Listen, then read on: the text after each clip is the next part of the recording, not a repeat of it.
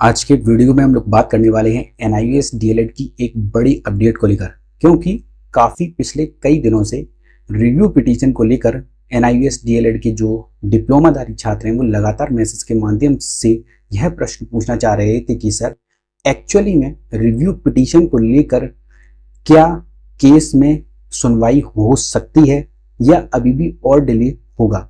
Exactly इसकी date 6 तारीख को लगनी थी, लेकिन अब ये एक्सटेंड हो चुकी है और ये कब तक लगेगी, कब तक इसकी सुनवाई कंप्लीट हो जाएगी, इसके बारे में छात्र काफी परेशान थे और एग्जैक्टली पूछना चाह रहे थे कि एनआईवीएस डीएलएड के रिव्यू पिटीशन की सुनवाई कब होगी। पहला पॉइंट। दूसरा पॉइंट, एनआईवीएस डीएलएड के छात्रों से यह पूछा जा रहा है कि छात्र ये जानना चाह रहे थे कि सर रिव्यू पिटीशन में ट्रांसफर पिटीशन को क्या टैग करवा दिया जाएगा, क्या उसकी अलग से सुनवाई होगी। थर्ड पॉइंट, जो छात्र यह भी जानना चाह रहे थे कि सर रिव्यू पिटीशन से पहले एसएलपी सुप्रीम कोर्ट में पहुंचेगी, उसका केस चलेगा कि रिव्यू पिटीशन पहले कंप्लीट हो जाएगा। तो काफी कंफ्यूजन एनआईवीएस डीएलएड डिप्लोमाधारी छात्रों में देखने को मिल रही है।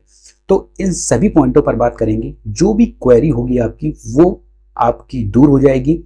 इस वीडियो को पूरा अंत तक जरूर देखिएगा।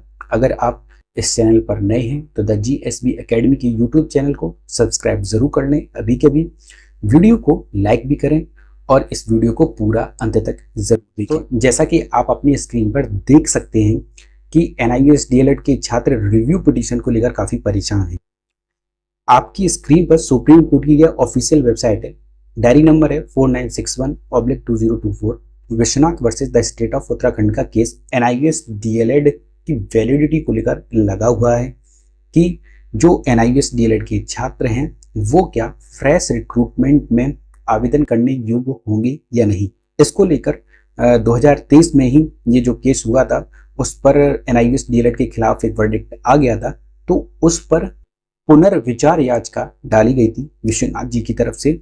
आप यहाँ पर उनका नाम भी देख सकते हैं। रिव्यू पिटीशन के तौर पर यह केस अब खुल चुका है। इसमें अच्छी बात ये थी कि चैम्बर में जो सुनवाई हुई थी उसमें कहीं ना कहीं एक पॉजिटिव साइन देखने को मिला था रिव्यू पिटीशन को लेकर, और इसकी ओपन हियरिंग के लिए ऑर्डर वैसे भी सुप्रीम कोर्ट के जज ने दे दिया है, जो कि मैंने आपको पिछली की वीडियो में दिखाया था।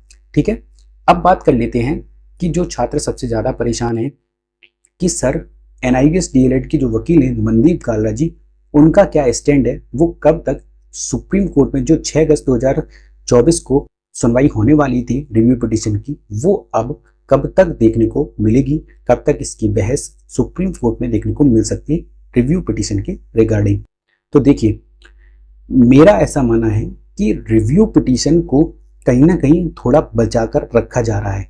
जैसा कि कंडीशन जो बन रही है रिव्यू पिटीशन को लेकर, देखिए इसमें सबसे एक पहला पॉइंट ये है, आपका रिव्यू पिटीशन का तो ओपन हियरिंग इसकी होगी, इसमें कोई दोहराई नहीं है, क्योंकि जो रिव्यू पिटीशन वो आपकी एक्सेप्ट हो चुकी है। इसको लेकर बैकग्राउंड में काफी प्लानिंग की जा रही है। जैसे कि क्या है, पहले चीज आपने देखा होगा दिल्ली में काफी जो एनआईवीएस डीएलएड के छात्र थे उन्होंने धरना भी दिया था और काफी लोकसभा के सांसदों के पास जाकर पर्सनली उन्होंने पत्र भी दिया और उनसे मुलाकात भी की। साथ में उनसे कहा भी सांसदों से कि सर मेरी आवाज को आप संसद की लोकसभा पटल पर उठाइए, और जिससे कि लोकसभा में एनआईवीएस डीएलएड के जो 12 से 14 लाख छात्रों के साथ अत्याचार और नाइंसाफी हुई है उनको इंसाफ मिल सके। तो ये जो विपक्ष ने जिम्मा उठाया था, उन्होंने कहीं ना कहीं आपने देखा होगा जब लोकसभा सत्र चल रहा था उसमें काफी सांसदों ने एनआईवीएस डीएलएड के पक्ष में बात कही थी, उन्होंने बात भी रखी। तो इसका सीधा सा मतलब ये है कि अब कहीं ना कहीं नेशनल लेवल पे जो एनसीटी है और एमएचआरडी एजेंसी है उनके कान खड़े हो चुके हैं, और एनआईवीएस जिसने ये डिप्लोमा कराया था, जिसके थ्रू ये डिप्लोमा हुआ था, वो भी अब ये समझ चुकी है कि बच्चे पीछे नहीं हटने वाले। तो इसीलिए अब कहीं ना कहीं इंटरनली जो बात चल रही है, अगर एनसीटी अपनी तरफ से कोई एक पॉजिटिव नोटिफिकेशन या रिस्पॉन्स देती है कि हाँ एनआईवीएस डीएलएड को वैलिड किया जाता है। आने वाली नई प्राथमिक शिक्षक भर्ती के लिए कोई भी फ्रेश वैकेंसी होगी उसमें NIUS DLED के जो छात्र हैं वो आवेदन कर सकते हैं, जैसे कि जो रेगुलर DLED वाले छात्र करते हैं। ये तो पहला परसेप्शन हुआ। दूसरा परसेप्शन ये है, रिव्यू पिटीशन जब भी लगेगा उसमें अगर कोई भी पॉजिटिव रिस्पॉन्स MHRD या NCT या NIUS की तरफ से नोटिफिकेशन आ जाता है, या सरकार केंद्र सरकार का ये जो ड्रीम प्रोजेक्ट था उसकी तरफ से ही अगर PMO ऑफिस से कोई ये नोटिफिकेशन आता है, तो कहीं ना कहीं रिव्यू पिटीशन की केस की सुनवाई में जब NIUS DLED के जो वकील होंगे वो जब अपनी बातों को सुप्रीम कोर्ट के जजों के सामने रखेंगे तो एक और पॉजिटिव पॉइंट उनके हाथों में होगा, जिससे कि वो अपनी बातों को अच्छे से रख सकेंगे, अच्छे से समझा सकेंगे सुप्रीम कोर्ट के जज को, जिससे कि NIUS DLED की वैलिडिटी को या फिर फ्रेश रिक्रूटमेंट में आवेदन करने के लिए उसे योग्य घोषित किया जा सके। ये NIUS DLED के जो लीडर हैं उनकी प्लानिंग हो सकती है। अब आते हैं सेकंड नंबर पे, जो रिव्यू पिटीशन को थोड़ा सा वो बचा के चल रहे हैं। अब जैसा कि आप सभी को पता है कि रिव्यू पिटीशन की ओपन हियरिंग करना ही अपने आप में एक बहुत बड़ी बात होती है, जैसा कि आप सभी जानते भी होंगे। लेकिन आपको ये चीज भी देखनी होगी कि कुछ असामाजिक तत्व ये नहीं चाहते कि NIUS DLED डिप्लोमा होल्डर की जो वैलिडिटी है वो हो जाए और साथ ही साथ वो फ्रेश रिक्रूटमेंट के लिए अलाउ हो जाए। तो कहीं ना कहीं जो लीडर हैं वो ये देखना चाहते हैं कि कौन कौन से जो असामाजिक तत्व NIUS DLED के खिलाफ वो अपनी प्लानिंग कर रहे हैं, उनके क्या मूव हैं, उनके क्या स्टेप जो चलने वाले हैं, उसके हिसाब से रिव्यू पिटीशन में NIUS DLED के जो लीडर हैं वो प्लानिंग करेंगे और उसके बाद अगला कदम रखा जाएगा। इसीलिए रिव्यू पिटीशन में कोई भी जल्दबाजी नहीं की जा रही है। आप लोग अपना धैर्य बनाए रखें। जो भी छात्र ये कह रहे थे कि सर इसकी जल्द से जल्द सुनवाई कराई जाए, तो आप ऐसा बिल्कुल भी ना कहें। जो भी लीडर हैं वो बिल्कुल अच्छे से समझते हैं कि इसकी सुनवाई कब कराई जानी है। कहीं ना कहीं रिव्यू पिटीशन एक आखिरी और अंतिम पड़ाव है।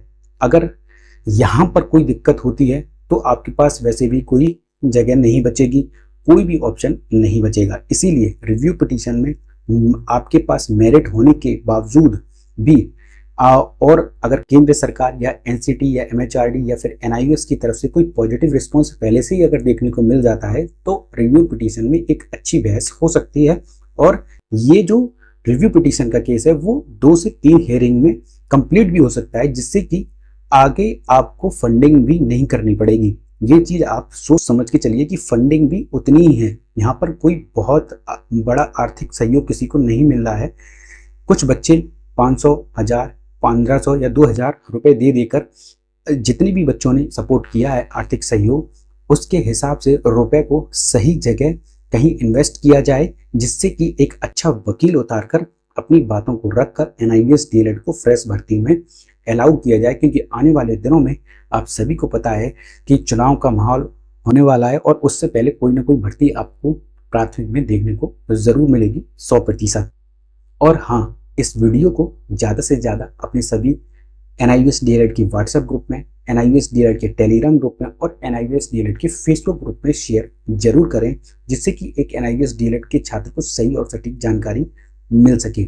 अगर आप NIUS DLED के हर एक लेटेस्ट और ऑथेंटिक अपडेट सबसे पहले प्राप्त करना चाहते हैं तो आप द GSB एकेडमी के यूट्यूब चैनल को सब्सक्राइब जरूर कर लें। अभी के अभी वीडियो को लाइक भी करें।